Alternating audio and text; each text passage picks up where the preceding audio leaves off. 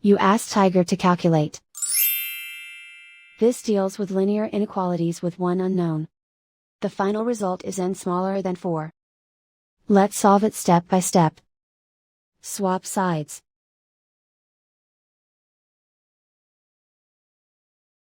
Group all constants on the right side of the inequality. Subtract 55 from both sides.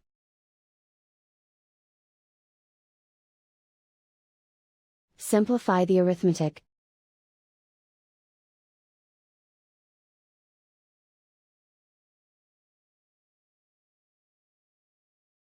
Isolate the n.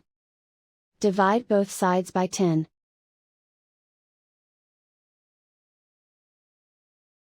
Simplify the fraction.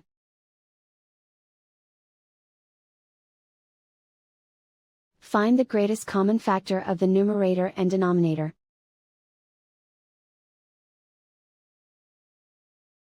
Factor out and cancel the greatest common factor.